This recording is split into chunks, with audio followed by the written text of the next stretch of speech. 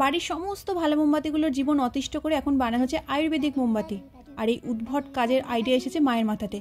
বিনা কারণে সবাই আমাকে বকাবকি করে আমার কাজকর্মের জন্য। তবে দেখতে পাচ্ছ তো আসল সোর্সটা ঠিক কোথায়। এই মোমবাতি বানানোর কারণ বা আদেও এ কোনো কাজে লাগবে কিনা জানতে চাইলে মা গোল গোল চোখ করে তাকিয়ে বলল, ইনস্টাগ্রামে দেখেছি তাই বানাতে হবে, সাহায্য করতে চাইলে কর, নালে চলে যা, একটাও প্রশ্ন করা যাবে না। তাই আর কি চুপচাপ কাজটা করলাম। এই বরফের ট্রে থেকে যদি এগুলো ভালো করে ডিমোল্ড হয় তবে পরে ভিডিওতে শেয়ার করব। আর যদি দেখো এগুলো শেয়ার করছি না তার মানে বুঝে যাবে কেস জন্ডিস হয়ে গেছে। আয়ুর্বেদিক মোমবাতি বানানো ছাড়াও পেঁয়াজ পাউডার রেসিপিটাও মা ইনস্টাগ্রামে দেখেছে, তাই এখন চলছে সেটার প্রস্তুতি। প্রথমে আমি একটা পেঁয়াজ, একটু লঙ্কা আর একটু ধনেপাতা চপারে ভালো করে চপ করে নিয়েছি। তোমরা চাইলে আটা বা ময়দা যে কোনো কিছু দিয়ে পাউডারটা বানাতে পারো।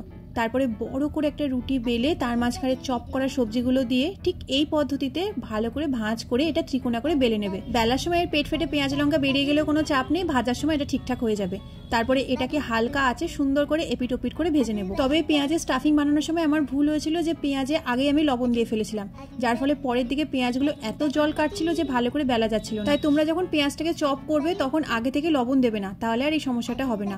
ভালো করে আমাদের পরোটাটা সেঁকা হয়ে গেছে আর আমি এটা খাচ্ছি দই দিয়ে। পরোটা জাতীয় জিনিস আমার দই বা রায়তা দিয়ে খেতে বেশি ভালো লাগে, তবে রায়তা বানাতে আর ইচ্ছা করছিল না, সেজন্য দই দিয়ে খেলাম। খেতে বেশ ভালো হয়েছিল, চাইলে একবার ট্রাই করে দেখতে পারো। সন্ধ্যের দিকে আমি আর বোন একটু বাজারে গিয়েছিলাম আমাদের টুকিটাকি জিনিসপত্র কিনতে।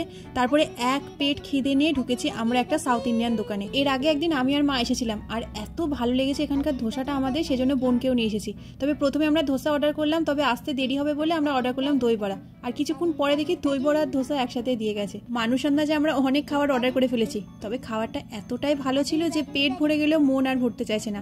আমার তো খাবারটা ভালো লেগেছে, তবে আমার তুবড়ির কেমন লাগলো?